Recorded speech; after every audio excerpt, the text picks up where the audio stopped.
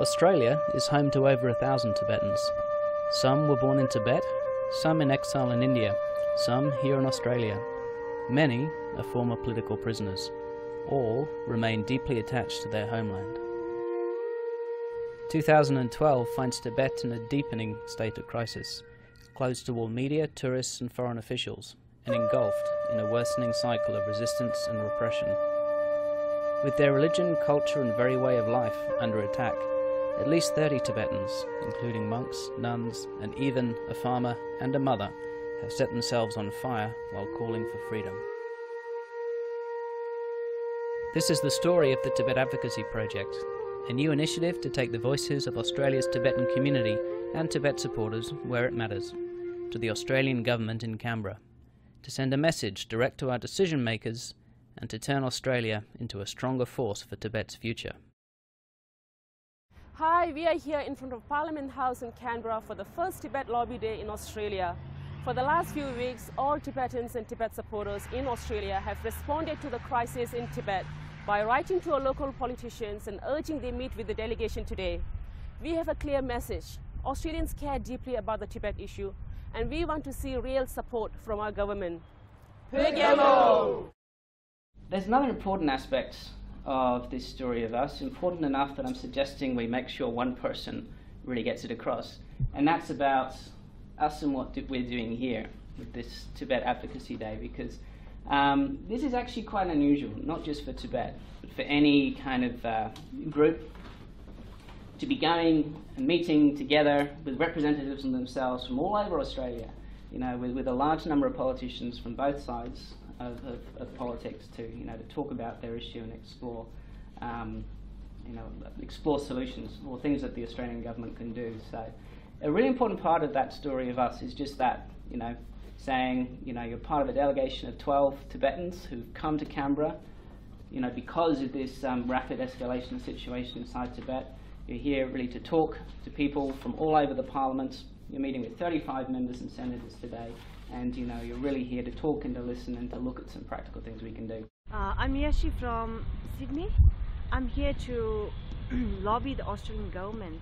We are here to draw the attention from the government and to the recent crackdown inside Tibet, and to show our concern, and we want to draw attention from the Australian government and took some concrete action on this one.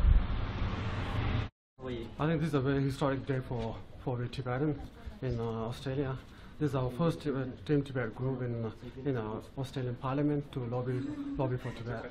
And Senator Hanson Young is the Greens spokesperson for Tibet, and Senator Luklam has been, both of them, really strong supporters of the Tibet issue, both inside and outside the Parliament, and both of them have been to Dharamsala on the first Australian delegation, parliamentary delegation to Dharamsala, and Sarah is again going this year. This morning, before we start to meet with politicians, we were a bit nervous, and then we were not sure how it will go.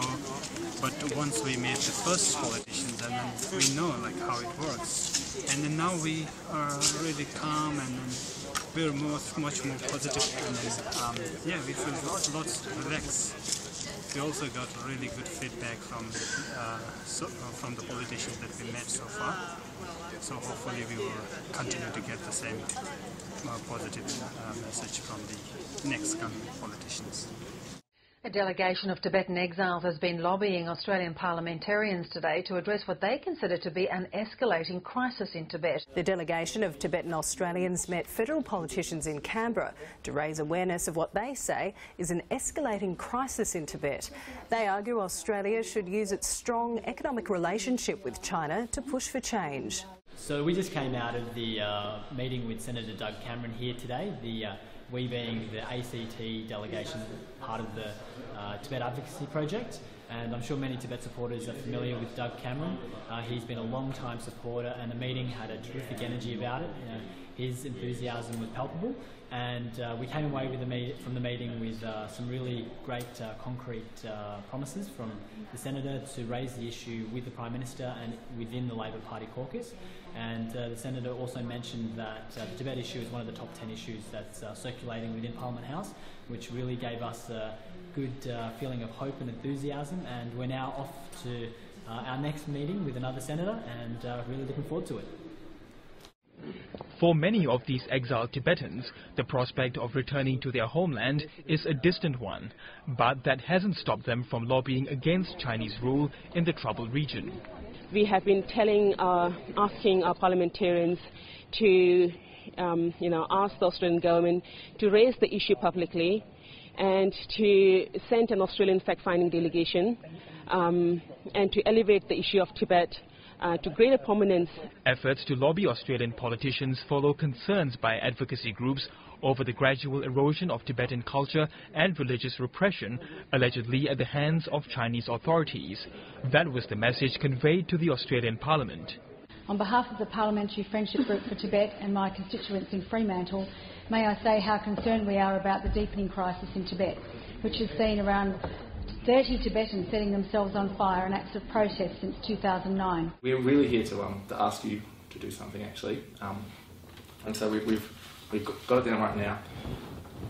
Basically, we think the situation is so urgent right now that we would like both sides of Parliament, which we're meeting, to take urgent action on the Tibetan situation. So we would like it if you would consider to write a letter to your Foreign Affairs spokesperson. In particular, just calling for the Australian government to make a very strong public statement, following that up with a fact-finding mission to Tibet. Australia's ambassador to China and a group of federal politicians will try to visit Tibet to see firsthand the situation there. So we've just come back from question time in the Senate, where we heard Senator Sarah Hanson-Young from the Greens ask the new Foreign Minister Bob Carr a question about Tibet and His Holiness the Dalai Lama. The Senator asked Bob Carr, will you meet His Holiness the next time you get an opportunity? Mr Carr didn't directly answer the question, but what he did do was announce that the Australian Embassy in Beijing had made a formal request today of the Chinese authorities to send a fact-finding delegation both to Lhasa and also to the areas in Sichuan where the recent Tibetan protests have been. So that was quite a positive thing. Whether or not how the Chinese respond, we don't know, but this is at least an encouraging sign. So this has been a great day for the Tibet movement in Australia. The Tibetans met close to 40 members of the parliament and briefed them on the latest situation in Tibet and asked the Australian government to take a stronger position on Tibet, especially in response to the current crisis inside Tibet. But this is just the beginning. We'll be back here again.